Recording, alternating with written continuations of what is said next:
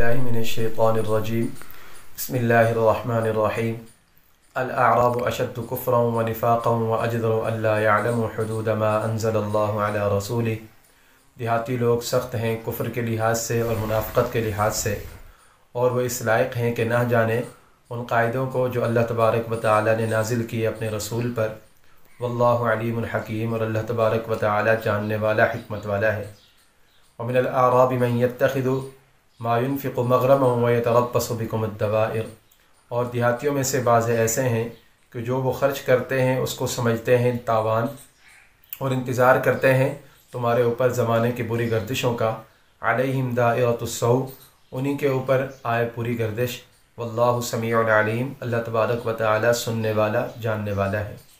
सूरत तौबा आयत नंबर 97 और 98, यानी आयत नंबर 97 और 98, इन दोनों आयतों का तर्जुमा आप हज़रात के सामने पेश किया।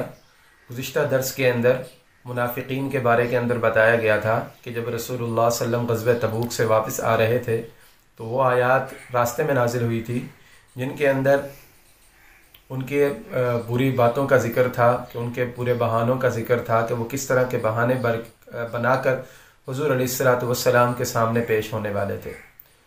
जिस तरह मदीना मुनव्वरा शहर के अंदर मुनाफिक रहते थे, इसी तरह मदीना के इर्द गिर्द देहात थे तो वहाँ पर भी मुनाफिकीन रहा करते थे। तो आज के आयत के अंदर उन देहातियों का ज़िक्र है जो मुनाफिक थे। दो किस्म के थे, मुनाफिकीन भी थे देहातों में रहने वाले, मुसलमान भी थे। मुसलमानों का ज़िक्र आगे आएगा, अभी उन मुनाफिकीन का ज़िक्र आ रहा है जो देहात के अंदर रहते थे और वो मुनाफिक थे। तो अल्लाह ताला फरमाते हैं कि देहात के अंदर रहने वाले जो लोग होते हैं वो कुफ्र में भी सख्त होते हैं जो काफिर होते हैं, और निफाक मुनाफ़क़त में भी सख्त होते हैं।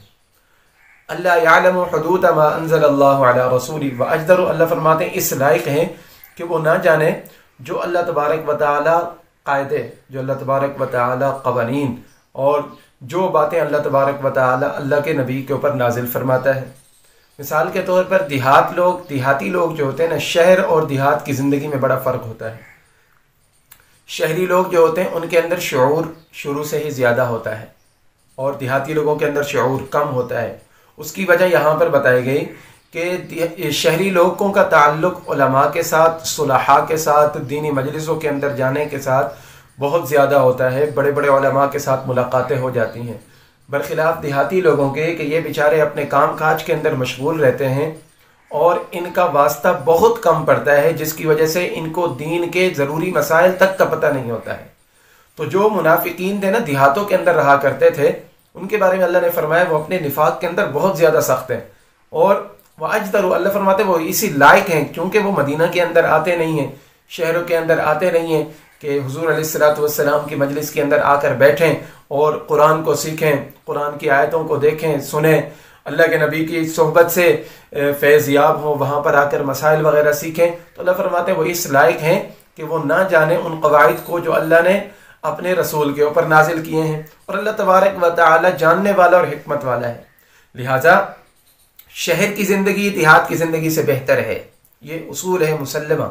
शहर की ज़िंदगी देहात की ज़िंदगी से बेहतर है। इसके अंदर बहुत सारी वजूहात हैं। सबसे बड़ी वजह तो यहाँ पर यह बताई गई कि शहरी लोग जो होते हैं उनको बड़ा फ़ायदा होता है उलमा की मजलिसों के अंदर जाने से। और यहाँ से ये बात हमें पता चलती है कि अगर हमारे अंदर कोई कमी है, कोई कोताही है, कोई मरज़ है रूहानी, या हम किसी गुनाह के अंदर मुब्तला हैं, तो हमें अच्छी मजलिसों के अंदर जाना चाहिए। तो तफसीर मालिम और इरफान के अंदर एक वाक़या लिखा है कि जर्मनी से एक आदमी हिंदुस्तान के अंदर आया, उसका नाम मेरे जहन में नहीं, हिंदुस्तान के अंदर आया जर्मनी से एक आदमी जासूसी करने के लिए, कि यहाँ पर मुसलमानों की जासूसी करके वो जाकर उन यहूदियों को, ईसाइयों को बताएगा। तो वहाँ पर उसको एक बहुत बड़े अल्लाह वाले थे, उसकी जासूसी पर लगाया गया। तो 7 साल तक वो उनकी जासूसी करता रहा। 7 साल के बाद ये हुआ कि अल्लाह तबारक व तआला ने उसके सीने को इस्लाम के लिए खोल दिया, और फिर वो आदमी जब यहाँ से गया तो मुसलमान हो गया। और सिर्फ मुसलमान नहीं बल्कि अंग्रेज़ी का तर्जमा उसने कुरान पाक का तर्जमा अंग्रेज़ी के अंदर किया, जो उसके लिए बहुत, यानी कि दुनिया के लिए भी फ़ायदा और आखिरत के लिए भी फ़ायदा। और उस वक़्त तक अंग्रेज़ी तर्जमा नहीं लिखा गया था, तो जितने मुसलमानों तक पहुँचा उसको फ़ायदा हुआ। इसलिए हमें चाहिए कि हम अच्छी सोहबतों में, अच्छी मजलिसों में जाने की कोशिश करें।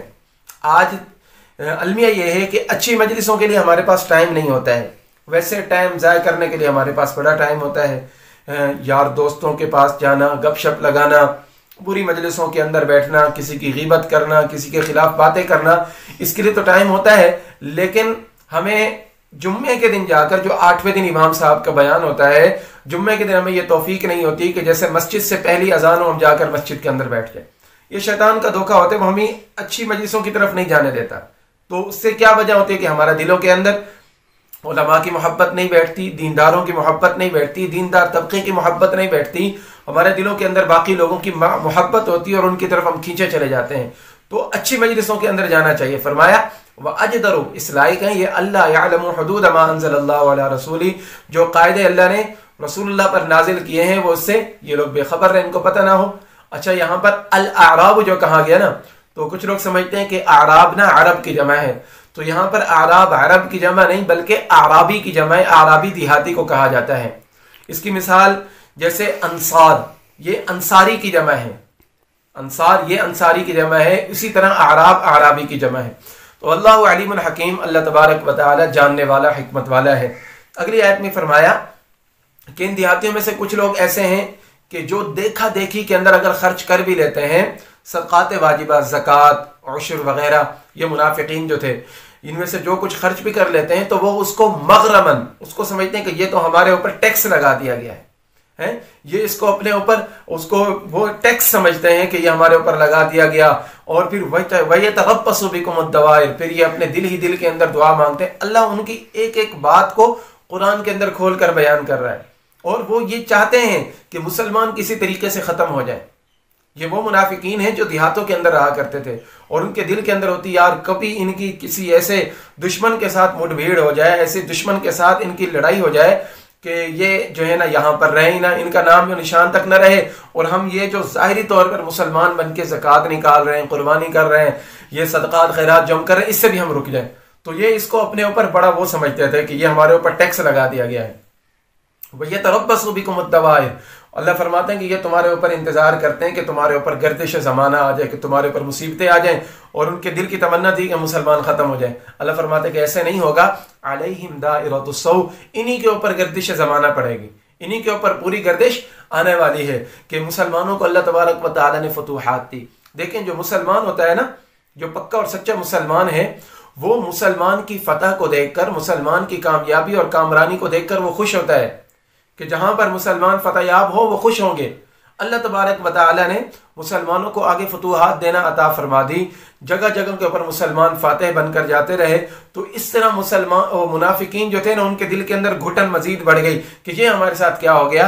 अल्लाह फरमाते वल्लाहु समीउन अलीम, ये तुम्हारे सामने जैसे भी बनकर आ जाए, तुम्हारे सामने तुम्हारे खैर ख्वाह बनकर आ जाए, अल्लाह तो सुनने वाला है, अल्लाह जानने वाला है कि ये दिलों के अंदर क्या मुनाफिकत छुपाए फिरते हैं। अल्लाह रब्बुल इज्जत से दुआ करें अल्लाह तबारक व तआला हमें पक्का और सच्चा मुसलमान बनाए।